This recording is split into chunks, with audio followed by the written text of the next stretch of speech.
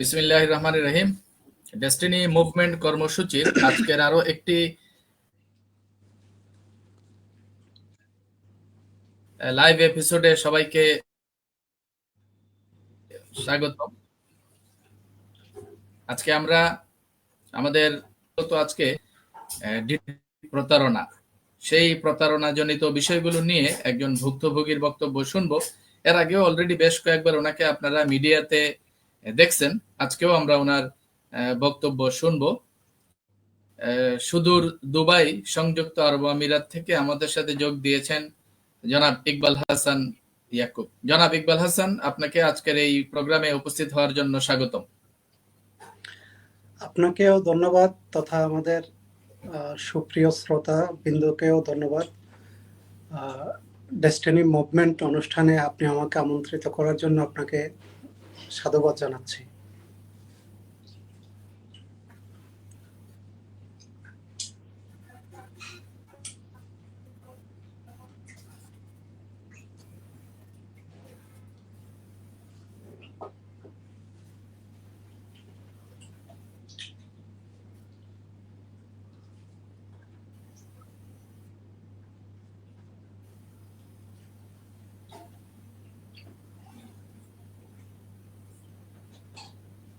আপনি তো ডিটুকে অ্যাসোসিয়েটস এর সাথে সরাসরি সম্পৃক্ত হয়ে বিনিয়োগের মাধ্যমে ব্যবসা করেছেন। তো ডিটুকে অ্যাসোসিয়েটস এর মাধ্যমে আপনি আসলে কিভাবে প্রতারিত হলেন? জি, ধন্যবাদ আজকের ডেস্টিনি মুভমেন্ট অনুষ্ঠানকে, তথা যারা আমাকে শুনতেছেন সবাইকে আবারও ধন্যবাদ জানিয়ে আপনি আমাকে যে প্রশ্নটা চলেছেন, ডিটুকে অ্যাসোসিয়েটের মাধ্যমে আমি কিভাবে প্রতারিত হলাম। আপনি অবগত আছেন, তথা ডেস্টিনি 2000 লিমিটেডের মামলার পর যখন আমাদের টপ ম্যানেজমেন্ট আত্মসমর্পণ করে, আসলে তাদের প্রতি আমাদের অগাধ বিশ্বাস এবং ভালোবাসা, তাদের প্রতি আমাদের সম্মান, শ্রদ্ধা, এবং কি তাদেরকে আমরা যেই পরিমাণে আমাদের নিজের আবেগ দিয়ে, ভালোবাসা দিয়ে আমরা এক নজরে তাদেরকে দেখেছি, আসলে তারা ততটুকু পাওয়ার যোগ্য ছিল না। ডেস্টিনি 2000 লিমিটেডে আমরা যেভাবে ট্রেনিং করেছি, ট্রেনিং এর মাধ্যমে আমাদেরকে গুরুকে চিনিয়েছে, আমরা এক বাক্যে গুরুকে চিনেছি, সেই বিধায় আমরা কিন্তু তাকে মনে প্রাণে বিশ্বাস করতাম এবং ভালোবাসতাম। সেই বিশ্বাসটাকে উনি পুঁজি করে আমাদের সাথে অনেক বড় আমাদের যেই সময়, আমাদের লাইফ থেকে আমাদের সোনালী সময়গুলো উনি কেড়ে নিয়ে গেছেন এবং আমাদেরকে অন্য মুখে ডাইভার্ট হতে দেন নাই। আমাদেরকে উনি ওনার জালের মধ্যে আঁকড়িয়ে রেখে আমাদেরকে ধ্বংস করার জন্য উনি সর্বাত্মক চেষ্টা চালিয়ে গেছেন। এবং ইতিপূর্বে আপনি আমার 2-3টা পোস্ট দেখেছেন এবং কি লাইভ শুনেছেন। সেই লাইভের মধ্যে আমি কিছু আলোচনা করেছি। আজকে ইনশাল্লাহ আরো বিস্তারিত আলোচনা আপনি শুনতে পাবেন, তথা ডেস্টিনি মুভমেন্ট প্রোগ্রামের প্রিয় দর্শকবৃন্দ আপনারা সবাই জানতে পারবেন। আমি ডেস্টিনি 2000 লিমিটেডের ডিস্ট্রিবিউটর বিন্দু, তথা এক্সিকিউটিভ বিন্দু, পিএইচডি বিন্দু এবং ডায়মন্ড এক্সিকিউটিভ বিন্দু সবাইকে অনেক অনেক শুভেচ্ছা এবং অভিনন্দন জানাচ্ছি। আসলে আমরা কিভাবে প্রতারিত হলাম, আমার আপলাইন ডায়মন্ড, আমার সরাসরি ডায়মন্ড যিনি, তিনি আমাকে অনেকবার বলেছিলেন যে ইকবাল সাহেব, আমরা আরো আগেই বুঝেছি রফিকুল আমিন কোন চরিত্রের, কোন অবস্থানের এবং কি কেমন একজন সিস, আপনারা এর মধ্যে সম্পৃক্ত হয়ে নিজেকে বিলিয়ে দেবেন না। তারপরেও আপনার ব্যক্তিগত চয়েস আছে, ব্যক্তিগত মতামত আছে, ব্যক্তিগত আপনার কাজ করার অধিকার আছে, সেটা আপনার বিষয়। কিন্তু তখনও আমরা কিন্তু বলেছিলাম, আমার সিনিয়র ডায়মন্ডকে বলেছিলাম যে আপনারাই তো আমাদেরকে গুরু চিনিয়েছেন এবং গুরুকে কিভাবে সম্মান করতে হয়, শ্রদ্ধা করতে হয়, ভালোবাসতে হয়, গুরু যা চেয়েছে আমরা তাই দেওয়ার জন্য প্রস্তুত আছি। আপনারাও আসেন, ওনাকে সহযোগিতা করেন। তো আমার ডায়মন্ড বলেছিলেন, ওনার যদি এতই অর্থের প্রয়োজন হয়, এতই যদি উনি সমস্যায় থাকে, এতই যদি ক্রাইসিসে থাকে, তাহলে উনি তো আমরা যারা ডায়মন্ড আছে আমাদেরকে ডাকতেন, যারা সিনিয়র পিএইচডি আছে তাদেরকে ডাকতেন, উনি তো আমাদেরকে ডাকেন নাই, এবং কি আমাদেরকে ডাকতেছেনও না। এবং আমাদেরকে বয়কট করে উনি বিভিন্ন ধরনের প্ল্যান পরিকল্পনা করে যাচ্ছেন, ইতিমধ্যে আমরা শুনতেছি। তা আমি বললাম যে আসলে আপনি রাইট কথা বলেছেন, কিন্তু রফিকুল আমিন আসলে কি করতে চাচ্ছে সেটা আমরা আসলে জানি না। তা আমরা যতটুকু জানি, উনি এই মুহূর্তে জেলে আছেন, উনি বিপদে আছেন। তো এবং কি জেলের মধ্যে থেকে উনি আমাদেরকে সংঘবদ্ধ, আমাদেরকে একত্রিত করে রেখেছেন।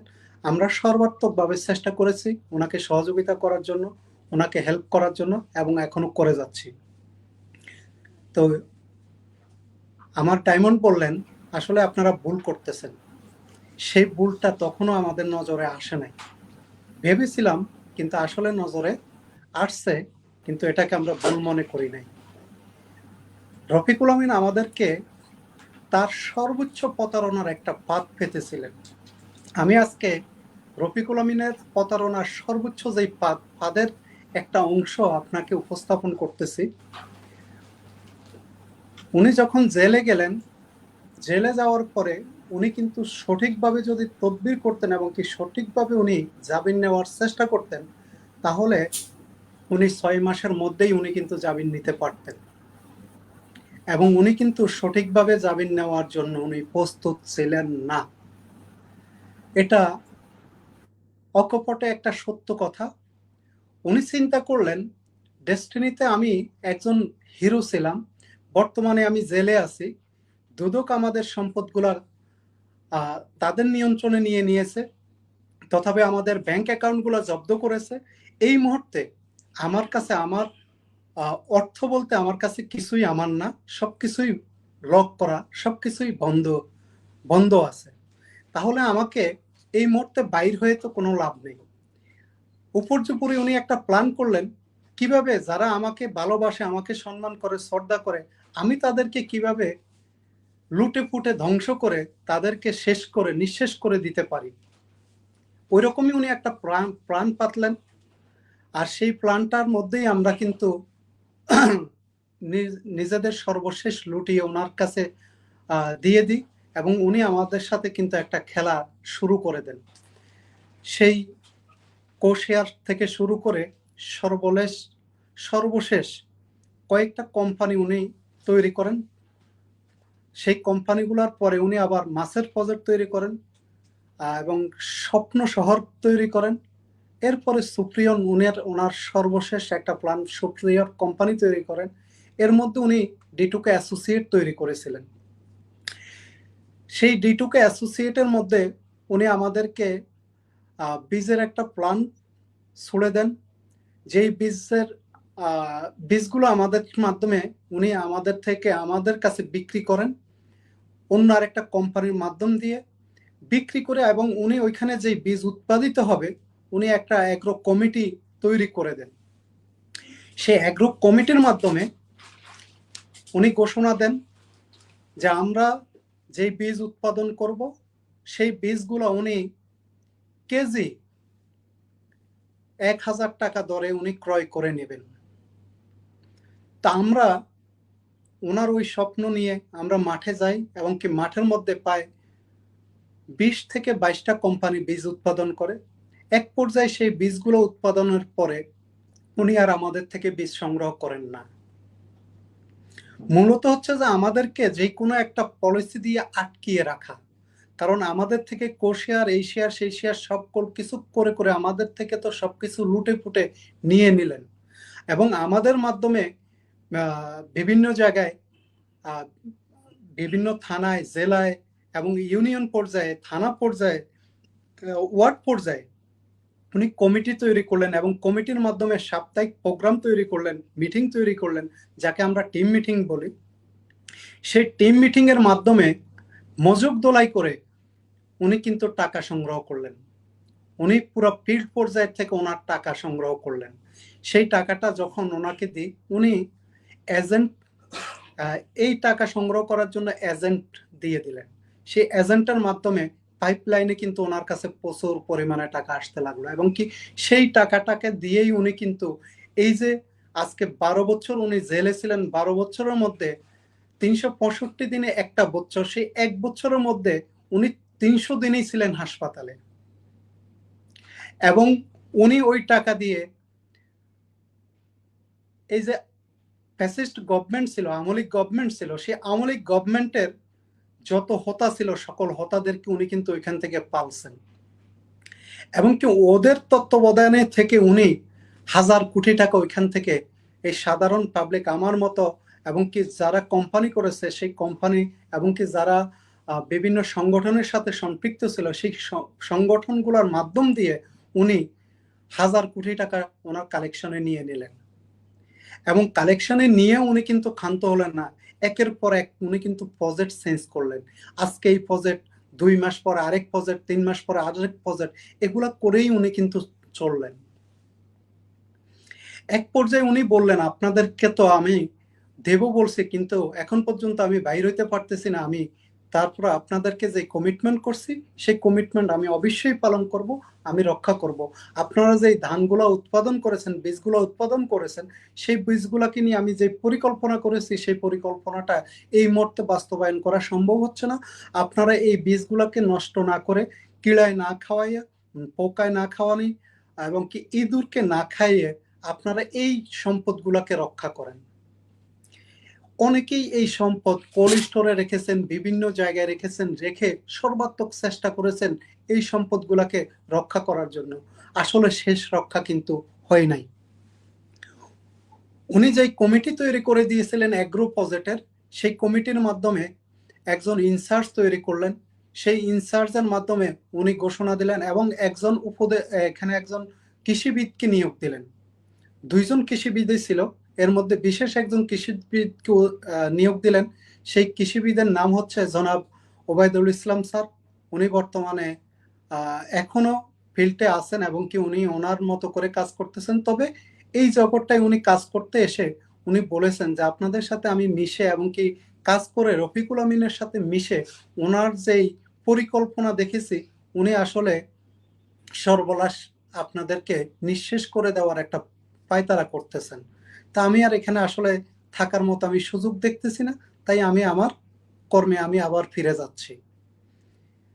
তা আপনাদেরকে আমি জানাচ্ছি, আজকে এই ডেস্টিনি মুভমেন্ট অনুষ্ঠানের মাধ্যমে যারা আমাকে শুনতেছেন, যারা 22টা কোম্পানিতে বীজ উৎপাদন করেছেন, তারা আমার কথাগুলা মনোযোগ সহকারে শুনবেন, এবং কি পুরো বাংলাদেশে ডেস্টিনি 2000 লিমিটেডের 45 লক্ষ ডিস্ট্রিবিউটর আমরা কিভাবে রফিকুল আমিন দ্বারা প্রতারিত, সেই বিষয়টা আজকে আপনারা আরো পরিষ্কার হবেন। রফিকুল আমিন ওই বীজগুলাকে দিয়ে আবার ঘোষণা দিলেন, আপনারা কৃষক পর্যায়ে ধান উৎপাদন করেন, সেই ধানগুলা আপনারা উৎপাদন করবেন কৃষক থেকে 1000 টাকা মন আপনারা কালেকশন করবেন, কোম্পানিগুলো আপনাদের বীজ থেকে উৎপাদিত ধান হবে। এবং আমি রফিকুল আমিন তথা ডিটুকে অ্যাসোসিয়েটের মাধ্যমে আমি কিনে নেব 2000 টাকা মন। এই যে ওনার এই প্ল্যানটায় আবার আমরা মাঠ পর্যায়ে নিজেরা উৎপাদন করলাম, এবং কৃষকের মাধ্যমে বিভিন্ন থানায়, জেলায় আমরা এই বীজগুলোকে ছড়িয়ে দিলাম। সর্বনাশ, যখন কৃষকের মাধ্যমে আমাদের ধান উৎপাদিত হলো, সেই উৎপাদিত ধানগুলা ক্রয় করার মতো তখন আর উনি ক্রয় করলেন না। সে জায়গায় উনি করলেন আমাদের সাথে সিটারি। যাক, ওনার প্রতি আমরা আবারও ওনার কাছে আমরা সান্নিধ্যে গেলাম, ওনাকে বললাম যে স্যার এই মুহূর্তে কি করা, কৃষক আমাদেরকে আর বাঁচতে দিচ্ছে না, কৃষক ধান উৎপাদন করেছে, তাদেরকে আমরা যে কমিটমেন্ট করেছি সেই কমিটমেন্ট আকারে তাদের থেকে আমাদের ধান ক্রয় করা প্রয়োজন। তখন উনি বললেন, আপনারা প্রয়োজনে লোন করেন, যেভাবেই পারেন, এই ধানগুলো আমাদের সম্পদ, এইগুলো আপনারা সংগ্রহ করেন, আপনারা কালেকশনে নিয়ে আসেন, নিয়ে এসে আমরা এটার একটা হাল করব, একটু সময় দেন। কিন্তু সময় চলে যাচ্ছে, কোনোই লাভ হচ্ছে না। আমরা যতটুকু পেরেছি আমরা সেই উৎপাদিত ধানগুলো কালেকশন করেছি। একটা পর্যায়ে ডিটুকে অ্যাসোসিয়েটের মাধ্যমে রফিকুল আমিন যেই একজন অ্যাগ্রো ইনচার্জ নিয়োগ করলেন, একটা অ্যাগ্রো ইনচার্জ কমিটি তৈরি করলেন। সেই কমিটির মাধ্যমে উনি ঘোষণা দিলেন যে আপনারা যারা ধান উৎপাদন করেছেন, বীজ উৎপাদন করেছেন, আপনাদেরকে আমি যে কমিটমেন্ট করেছি সেই কমিটমেন্ট আমি বাইর হলে আপনাদের সকল পাওনা আমি পরিশোধ করব। আপনারা এই মুহূর্তে একটা কাজ করতে পারেন, এই ধানগুলাকে দিয়ে আপনারা চাউল উৎপাদন করেন। আর চাউল উৎপাদন করার জন্য আপনারা সর্বাত্মক চেষ্টা করেন এই ধানগুলাকে দিয়ে আপনারা কিভাবে চাউল সংগ্রহ করতে পারেন, চাউল বানাইতে পারেন। এখন আমাদের বীজ প্রজেক্টের মধ্যে লক্ষ টাকা আমাদের এখানে ইনভেস্ট হয়ে গেছে, লক্ষ লক্ষ টাকা ইনভেস্ট হয়ে গেছে, সেটা আমাদের থেকে চলে গেছে। আবার কৃষকের মাধ্যমে যে ধান উৎপাদন করেছি সেই ধানও আবার আমাদের মধ্যে কিনে নিয়ে আসার জন্য আমরা অনেকে লোন করেছি, অনেকে অনেক জায়গার মধ্যে ইয়ে করে ধানগুলো আমরা কালেকশন করেছি। তাহলে এই ধানগুলোকে রক্ষা করতে হবে। সেই ধানগুলো রক্ষা করার জন্য যেই রফিকুল আমিনের অ্যাগ্রো ইনচার্জ কমিটি, সেই অ্যাগ্রো ইনচার্জ কমিটির মধ্যে কয়েক দফা মিটিং হলো এবং তারা এই ধানগুলোকে ক্রাশিং করে চাউল করার জন্য অনেক প্ল্যান পরিকল্পনা করলো। কিন্তু বাংলাদেশে এমন কোনো ব্যবস্থা নাই, এমন কোনো সেট আপ নাই যেখানের মধ্যে এই ধানগুলাকে আপনার চাউলে রূপান্তরিত করা সম্ভব। কারণ হচ্ছে যে এটা ভিন্ন একটা জাত, এটা বাসমতি, এটার নাম দেওয়া হয়েছিল কোমলমতি এবং কি সুমতি। তো এটা অত্যন্ত লম্বা এক জাতীয় ধান। এই ধানগুলা বাংলাদেশে যে মেলিং আছে, মেলিং সিস্টেমের মধ্যে দিলে এই ধানগুলা ভেঙে গুঁড়ো গুঁড়ো হয়ে যায়। আর বিশেষত এই ধানগুলো অনেক পুরাতন এবং কি এই ধানগুলা কিড়ে খাওয়া, পোকে খাওয়া। এই কারণে এটার মাঝখান দিয়ে যখন পোকে খেয়ে ফেলছে তখন এই ধানগুলা মেলে দেওয়ার সাথে সাথে এগুলা ভেঙে গুঁড়ো হয়ে যায়। এক পর্যায়ে আমরা অনেক সাধনার পরে, অনেক জায়গার মধ্যে দেখাশোনার পরে দিনাজপুরে একটা মেল সুইচ করলাম। সুইচ করে আমরা বললাম যে হ্যাঁ, আমরা এই রেশিওতে আমরা এই ধানগুলাকে আমরা চাউল করে দিতে পারবো, তথা আমাদের স্বর্ণতরী এন্টারপ্রাইজ, আমরা আপনাদেরকে চাউল করে দিতে পারবো। সেই বিষয় নিয়ে অ্যাগ্রো ইনচার্জ কমিটি তথা আমাদের যিনি অ্যাগ্রো ডিপার্টমেন্টের কৃষিবিদ ছিলেন, তিনি সহকারে প্রায় 7 থেকে 8টা মিটিং হলো মাহতাব সেন্টারে, মিটিং হলো এবং কি মাহতাব সেন্টারের ডেস্টিনি কনফারেন্স রুমে। কয়েকটা মিটিং এর পর্যায়ে একটা সিদ্ধান্ত হলো এবং কি আমাদেরকে বলল যে আপনারা কতটুকু রেশিও এনে দিতে পারবেন, আপনারা আগে স্যাম্পল প্রদান করেন। আমরা আমাদের নিজস্ব যেই ধান, উৎপাদিত ধান ছিল, সেই উৎপাদিত ধান থেকে আমরা রিস্ক নিয়ে একটা লট ওইখান থেকে আমরা চাউল উৎপাদনে গেলাম। যাওয়ার পরে আমরা ওনাদেরকে স্যাম্পল দিলাম এবং ওনারা ওই স্যাম্পল দেখে ওনারা বললো যে ঠিক আছে, তাহলে তো অন্য কোনো জায়গায় আর পাওয়া যাচ্ছে না, তাহলে আমরা এই বিষয় নিয়ে কথা বলছি, আমরা আবারও মিটিং বসবো। সেই মিটিংয়ে বসে ওনারা একটা সিদ্ধান্ত নিলেন এবং রফিকুল আমিন স্যারের সাথে ওনারা যৌথভাবে কনফারেন্স করলেন, মিটিং করে একটা সিদ্ধান্ত উপনীত হলেন যে স্বর্ণতরী এন্টারপ্রাইজের মাধ্যমে এই ধানগুলাকে, যারা 22টা কোম্পানি ধান উৎপাদন করেছে, বীজ উৎপাদন করেছে, সেই বীজ উৎপাদিত ধানগুলাকে তারা আমাদের মাধ্যমে তথা আমাদের স্বর্ণতরী এন্টারপ্রাইজের মাধ্যমে তারা ক্রাশিং করে প্যাকেটিং করে তারা চাউলগুলা নিয়ে আসবেন। তো এই বাবদে আমাদের সাথে তাদের একটা ডিড সম্পন্ন হয়। আপনি স্ক্রিনের মধ্যে দেখতে পাচ্ছেন তথা প্রিয় দর্শকবিন্দু, এই ডিডটা আপনারা দেখতে পাচ্ছেন। এই ডিডটা আমাদের সাথে 300 টাকার একটা ডিড হয়। সেই ডিডটা আপনারা সারমর্মগুলো আস্তে আস্তে জানতে পারবেন। তো মজার বিষয় হচ্ছে যে এই ডিডের মধ্যে যে উল্লেখ ছিল, উল্লেখযোগ্য বিষয়টা হলো এরকম, যিনি অ্যাগ্রো ইনচার্জের দায়িত্বে ছিলেন, যেই কমিটিটা রফিকুল আমিন করে দিয়েছিলেন, ওই কমিটির অ্যাগ্রো ইনচার্জ ছিলেন ইউসুফ আলী, পিতা আব্দুল হক, মাতা ফাতেমা বেগম এবং ওনার বাড়ি পড়ছে বড়ুড়া, কুমিল্লা।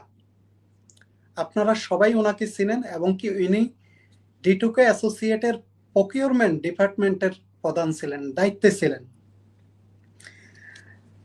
এবং ওনার প্রথম যে শর্তটা ছিল, শর্তটা হলো এরকম, প্রথম পক্ষ চাউল উৎপাদনের জন্য প্যাকেটজাত করার জন্য কমপক্ষে 70,000 মণ সুমতি কোমলমতি বা উভয় প্রকার ধান দ্বিতীয় পক্ষকে প্রদান করবেন।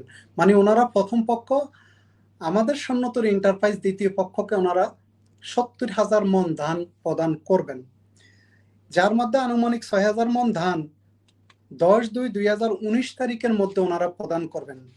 আমি আবারও বলতেছি 10/2/2019 এই সময়ের মধ্যে ওনারা প্রদান করবেন। আরেকটা বিষয় হলো, ওনারা প্রথম পক্ষ ধান এবং চাল আনা নেওয়া নিজ পরিবহন খরচ নিজ দায়িত্বে বহন করিবেন।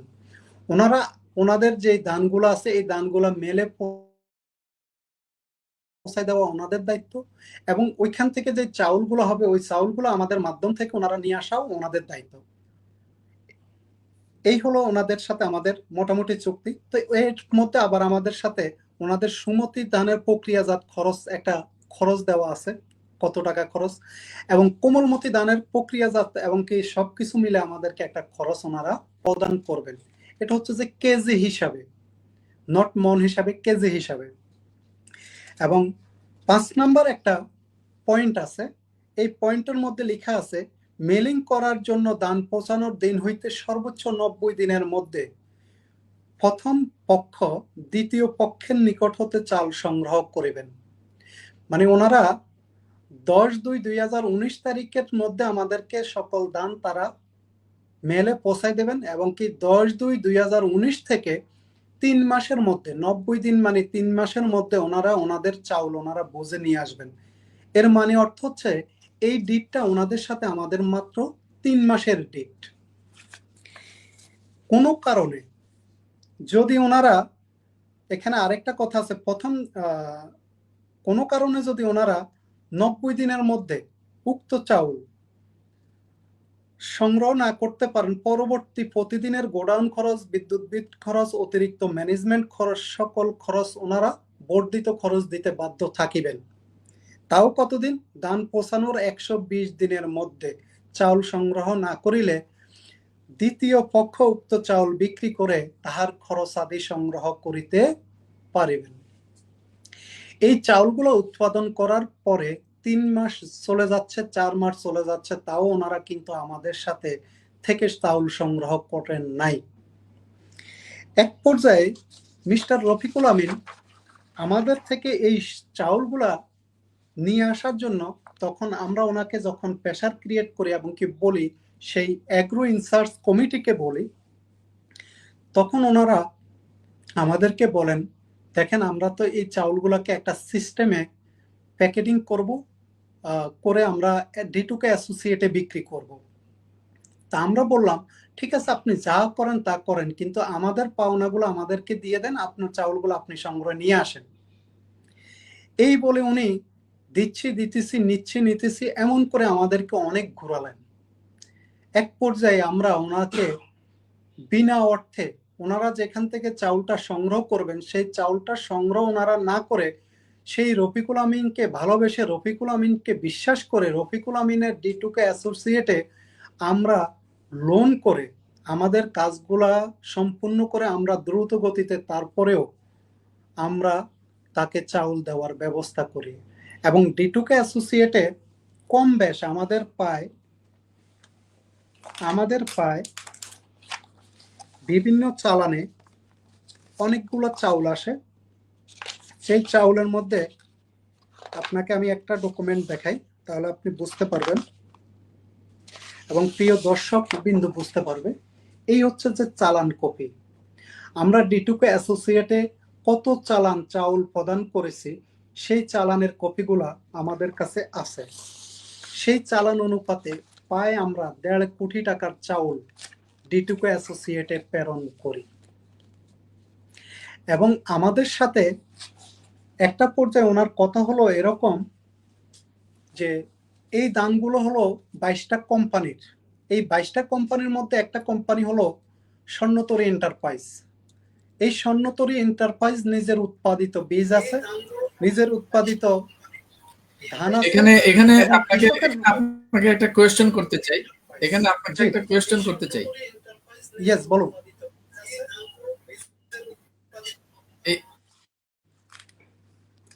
এ- জি বলুন। টাকার ধান দিচ্ছেন ডিটুকে অ্যাসোসিয়েটস কে, তাই না? আপনারা জি জি ডিটুকে অ্যাসোসিয়েটস কে 1.5 কোটি টাকার ধান দিচ্ছেন, কিন্তু সর্বশেষ একটা প্রোগ্রামে দেখলাম রফিকুল আমিন বলতেছেন যে আপনি নাকি 20 লাখ টাকা নিয়ে পালাই গেছেন। এই ব্যাপারে ধন্যবাদ। আপনার বক্তব্যটা কি? আপনি বলতেছেন যে ধন্য 1.5 কোটি টাকা ডিটুকে অ্যাসোসিয়েটস এ দেওয়া হয়েছে, আপনারা হুম, তাদের কাছে পাবেন। আর এদিকে রফিকুল আমিন টক শোতে জনে জনে এবং বিভিন্ন পাবলিকের কাছে বলতেছে আপনি নাকি 20-30 লাখ টাকা নিয়ে পালাই গেছেন। এই ব্যাপারে আপনার বক্তব্য কি, জি জি ধন্যবাদ ইকবাল আপনাকে, ভাই? ধন্যবাদ। আপনার আপনার প্রশ্নের উত্তরে অবশ্যই আসতেছি।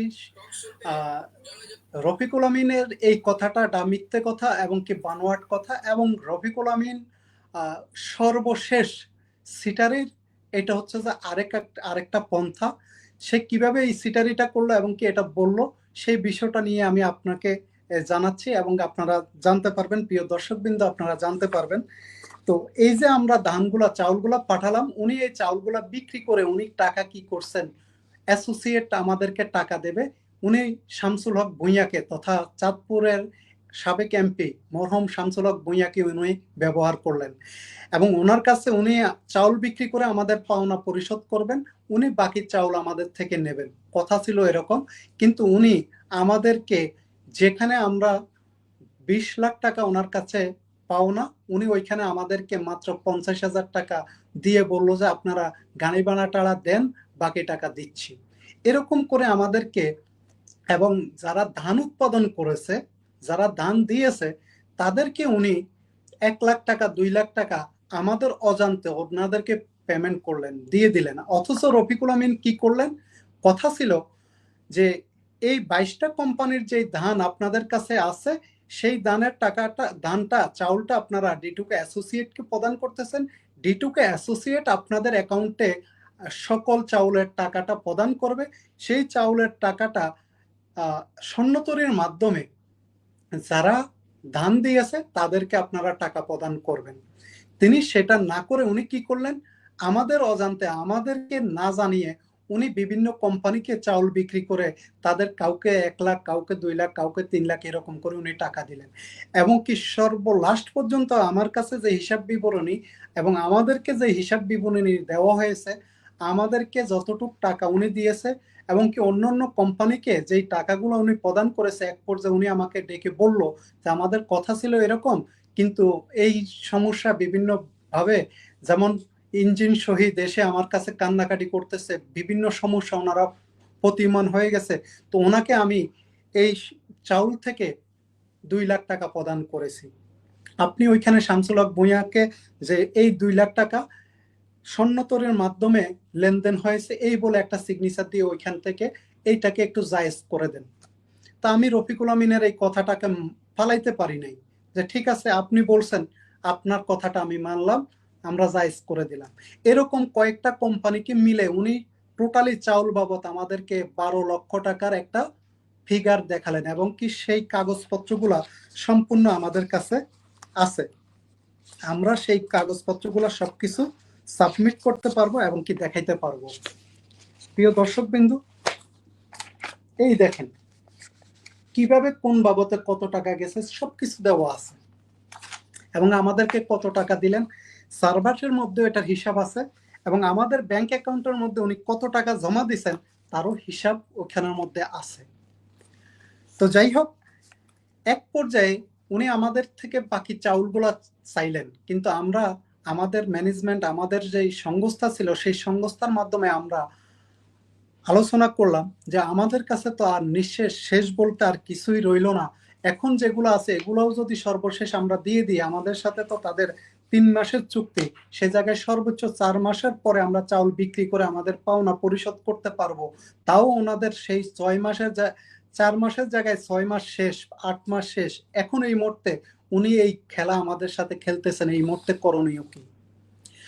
আর আমরা যে কাজটা করেছি, আমাদের 2জন সচিব ছিলেন আমাদের এই স্বর্ণতরী এন্টারপ্রাইজের মাধ্যমে, যারা ডেস্টিনির সাথে সম্পৃক্ত ছিল না, তারা আমাদেরকে বিভিন্নভাবে প্রেসার ক্রিয়েট করলেন, কারণ তাদের থেকে অর্থ নিয়ে আমরা এই কাজটা শুরু করেছি, এবং আমরা কিছু এনজিও লোন নিয়েছি, এনজিও আমাদের উপরে প্রেশার ক্রিয়েট করতে লাগলেন। এরপরে আমরা কিন্তু বিভিন্ন ব্যক্তি লোন নিয়েছি। সেই লোনগুলোর মধ্যে রফিকুল আমিনকে যখন বলেছিলাম যে স্যার আমরা সর্বলাস্ট আপনার কথায় এই লোনগুলা করতে বাধ্য হচ্ছি, এখন আমরা এই মুহূর্তে কি করব, উনি বললেন যদি কোনো কারণে আমি আপনাদেরকে টাকা না দিতে পারি, ফেনীতে আমার একটা জায়গা আছে যেই জায়গাটার দাম 300 কোটির উপরে আছে, আমি এই জায়গা সম্পর্কে দুদকও জানে না, আমি প্রয়োজনে সেই জায়গা বিক্রি করে আপনাদের পাওনা পরিশোধ করব, আপনি লোন করেন।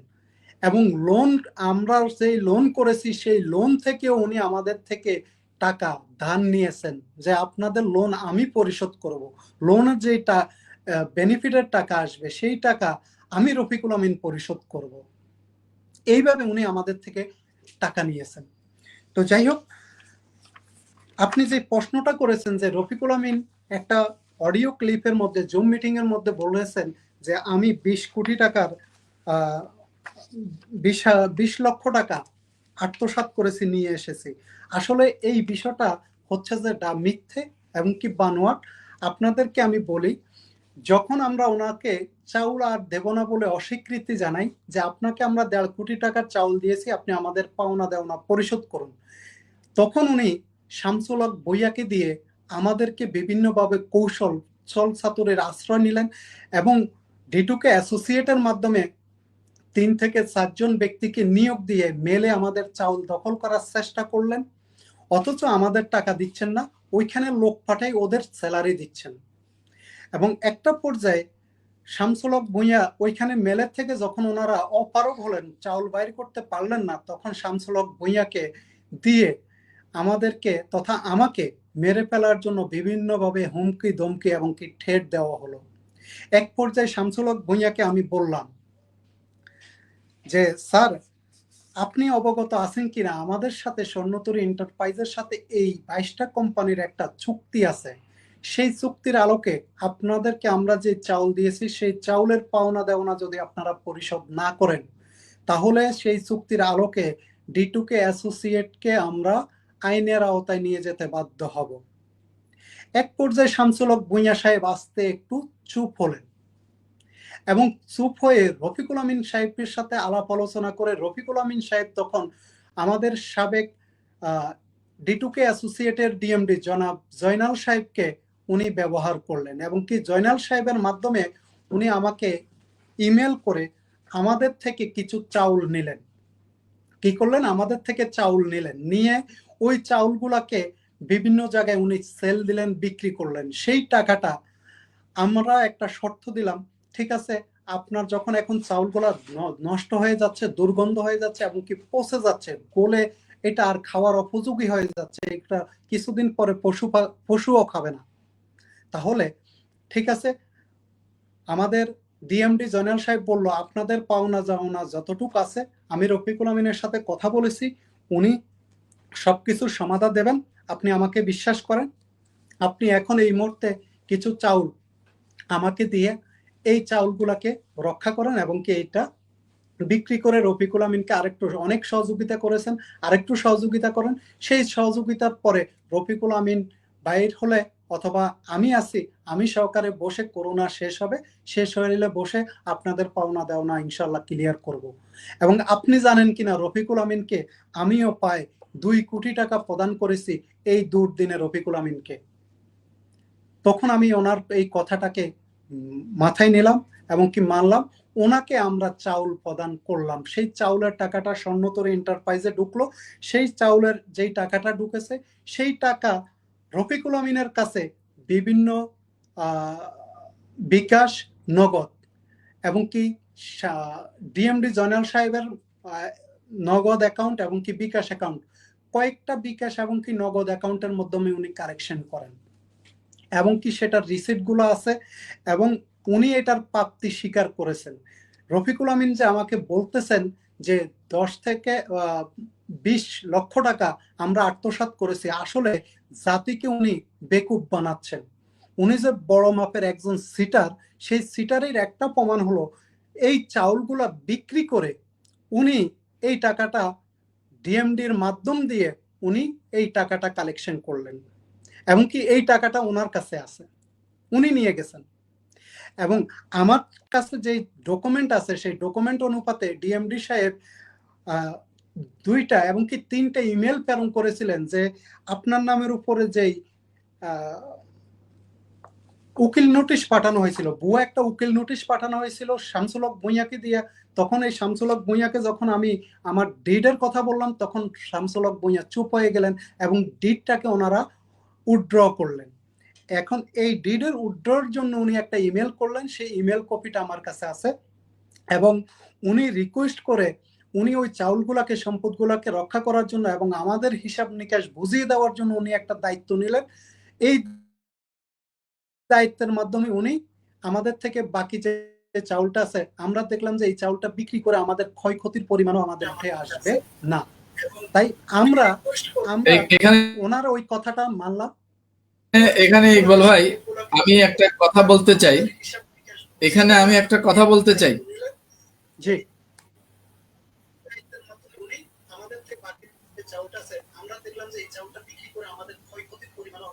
জি বলুন।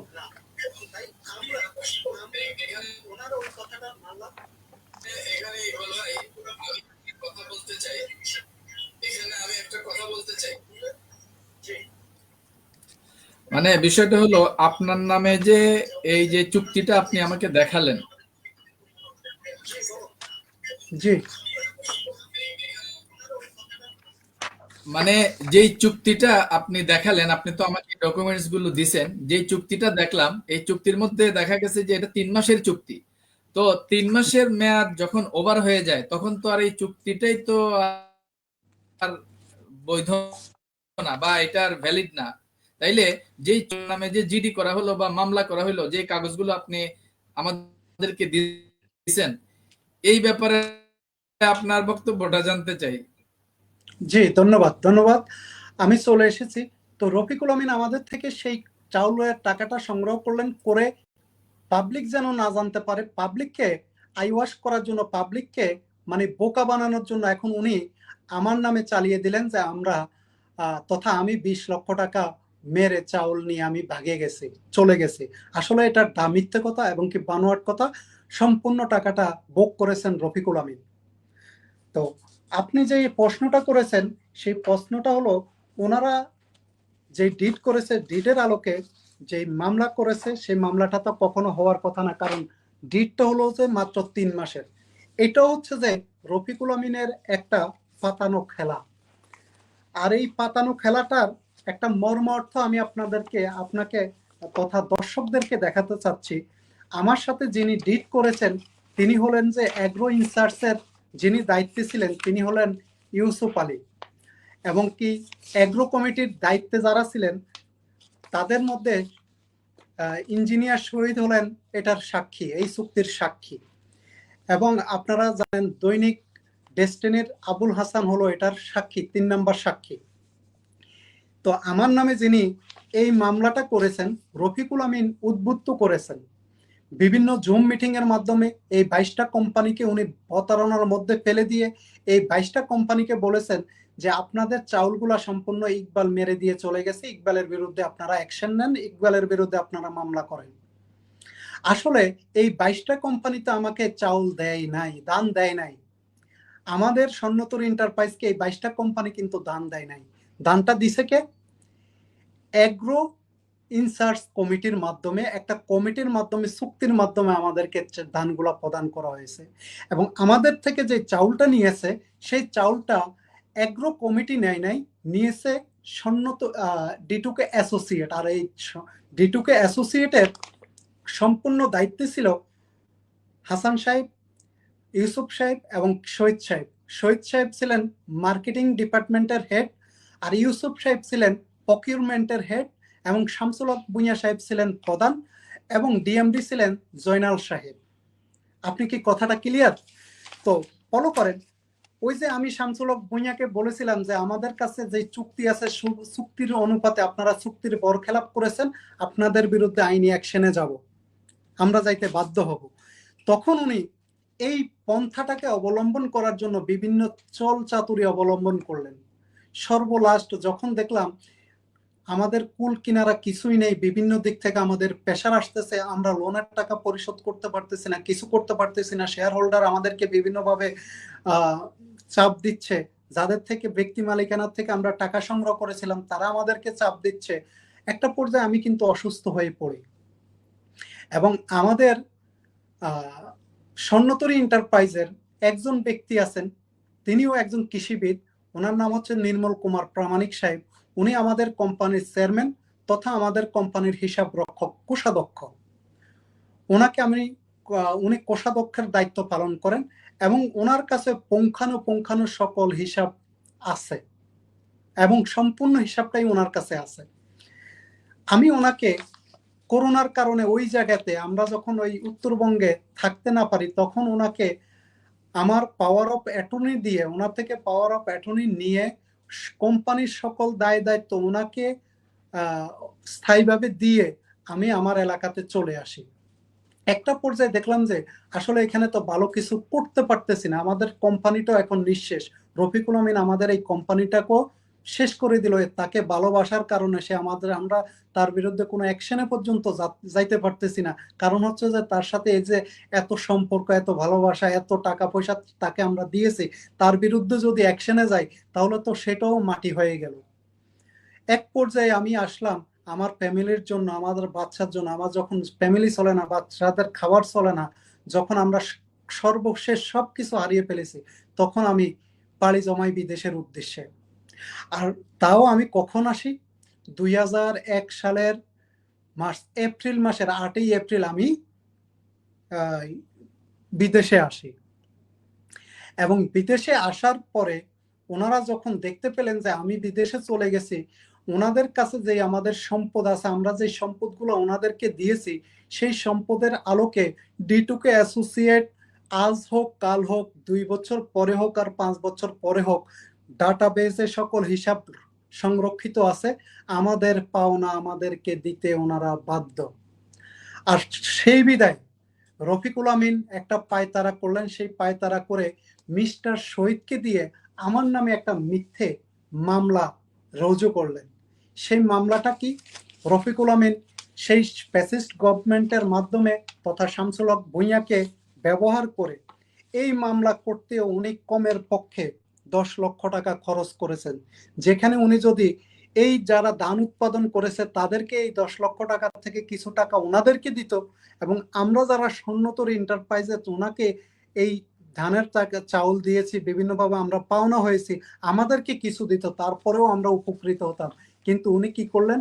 একটা ভুয়া খেলা খেললেন। সেই খেলার মধ্যে যে মামলাটা উনি শহীদের মাধ্যমে করলেন, সেই শহীদ এখানের মধ্যে উল্লেখ করলেন যে ওনাদের থেকে স্বর্ণতরী এন্টারপ্রাইজ 2000 টাকা মনে ধান ক্রয় করেছেন, যা মিথ্যে কথা এবং কি বানোয়াট। এরপরে উনি উল্লেখ করলেন যে ওনাদেরকে আমরা 2 লক্ষ টাকা প্রদান করেছি, তাও সম্পূর্ণ মিথ্যে কথা।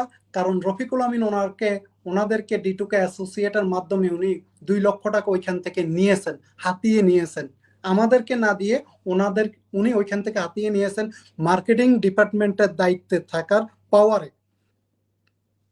নাম্বার 3, এখানের মধ্যে উনি উল্লেখ করেছেন 1895 মন ধান আমাদেরকে দিয়েছেন, এর মধ্যে 2000 টাকা দরে দাম আসে 37,90,000 টাকা, এবং এর মধ্যে 2000 টাকা বাদ দিলে ওনারা 35,90,000 টাকা আমাদের কাছে পাওনা। মজার বিষয় এখানের মধ্যে ওনারা যে বিষয়টা উপস্থাপন করেছেন, সেই বিষয়টা হলো এরকম যে আমাদের সাথে ওনাদের কোনো চুক্তি নাই, মৌখিকভাবে ওনারা আমাদেরকে দান প্রদান করেছেন। এটা হচ্ছে যে ওনার এজাহার। সেই এজাহারের বর্ণনা অনুপাতে আমরা তো এই মামলা সম্পর্কে অবগত না, এবং কি আমি জানতাম না। একটা পর্যায়ে ওনারা এই মামলাটাকে দিয়ে তদারকি করেছেন, এবং কি ওনারা এজাহার দায়ের করেছেন, এবং কি এই ঘটনার পূর্ণাঙ্গ ব্যাখ্যা দিতে গিয়ে যিনি এটার ইনচার্জ ছিলেন, তিনি উল্লেখ করলেন যে আমরা সরজমিনে 13 লক্ষ টাকা এখানে লেনদেন পেয়েছি। মাত্র 13 লক্ষ টাকা এখানে লেনদেন পেয়েছে। এবং এখানে আপনাকে আরেকটা বিষয় বলি, তথা যারা আমাকে শুনতেছেন তাদের সকলের উদ্দেশ্যে বলতেছি, তথা স্বর্ণতরী এন্টারপ্রাইজের সম্মানিত শেয়ার হোল্ডার এবং কি ডিরেক্টর বিন্দু, তাদের সকলের উদ্দেশ্যে বলতেছি, রফিকুল আমিন এই ঘটনাটা এই শহীদের মাধ্যমে এই ঘটনাটা ঘটিয়েছেন, মিথ্যা মামলাটা উনি করিয়েছেন। কখনো মৌখিক অভিযোগের ভিত্তিতে মামলা হয় সেটা এই প্রথম দেখতে পারলাম, এবং কি এজার হয় সেটাও আমি প্রথম দেখতে পারলাম, এবং কি এটা তদন্ত হয়ে এটা মামলা ফরওয়ার্ডিং এ চলে যায় সেটাও এই জীবনে আমি প্রথম শুনলাম।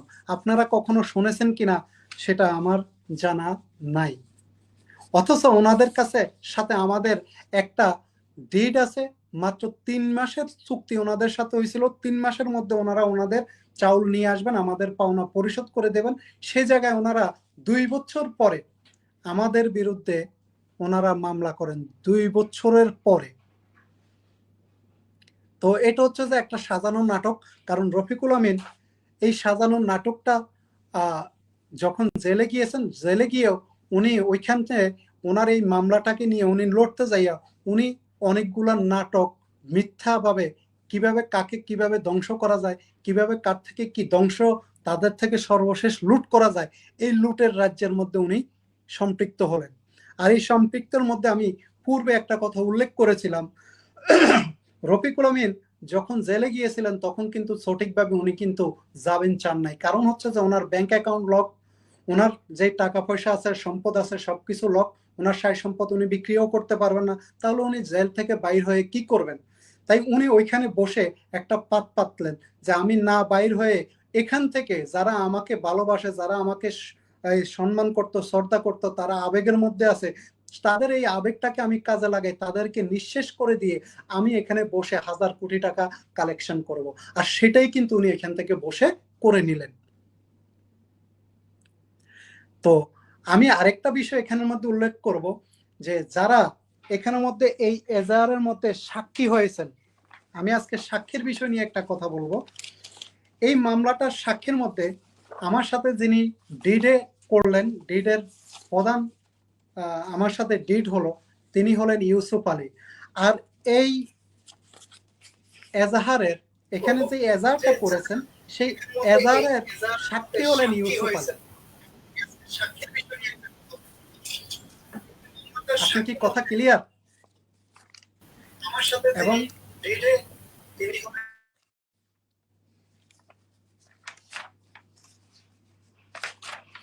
এবং এখানের মধ্যে আরেকটা বিষয় আমি বলবো, ওই মুহূর্তে পল্টন থানায় যিনি দায়িত্বে ছিলেন, মোশাররফ হোসেন সাব ইন্সপেক্টর, তিনি অবশ্যই টাকার বিনিময়ে এগুলা করেছেন। এবং যারা আরেকজন, আরো 2-3 জন এটার সাথে সম্পৃক্ত আছে, তা আমি ওই কপিগুলো আপনাকে প্রদান করেছি। আপনি ওই কপিগুলো দেখলে আপনি বিস্তারিত জেনে যাবেন। আমি এই উদ্দেশ্যে মহামান্য আদালতের কাছে বলবো যে, মহামান্য আদালত, আমরা আইনের প্রতি শ্রদ্ধাশীল। এমনকি আজকে আমার নামে যেই মিথ্যা মামলাটা হলো, এবং আমি আমার কাগজপত্রগুলো মহামান্য আদালতে আমি উপস্থাপন করেছি, এবং আপনি আপনার অবস্থান থেকে আপনি আমার কাগজপত্রগুলো দেখে আপনি এর বিষয়ে আপনি একটা অ্যাকশন নেবেন, যে কি করে সাবেক ফ্যাসিস্ট গভর্নমেন্টের আমলে এত দুর্নীতি হয়েছিল, সাধারণ একটা মৌখিক কথাকে নিয়ে মামলা করে একটা ফ্যামিলিকে তথা একটা কোম্পানিকে নিঃশেষ করে দেওয়া হয়েছে, এবং আজকে এই কোম্পানিটা পঙ্গু হয়ে আছে, তাদের কার্যক্রম কিছুই তারা করতে পারতেছে না। এবং তারা যেই বীজ প্রজেক্ট করেছে সেখানে প্রায় 17.5 লক্ষ টাকা তারা এখান থেকে লুটে পুটে নিয়ে গেছে। এবং ধানের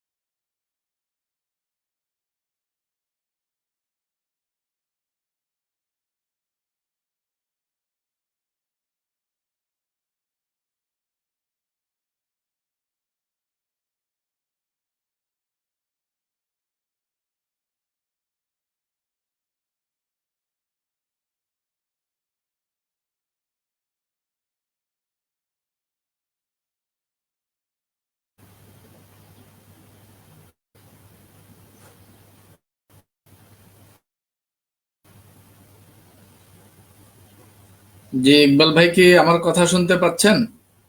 আপনি কি নেটে আছেন, লাইনে আছেন?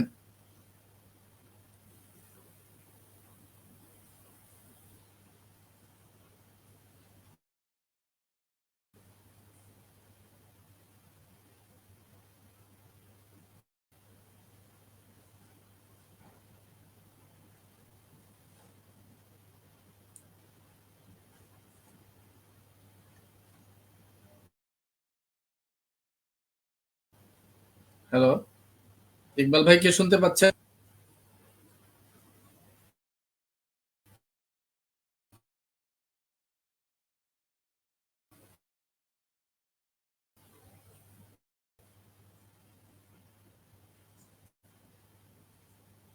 যাই হোক, আমরা কথা শেষ করে দিব।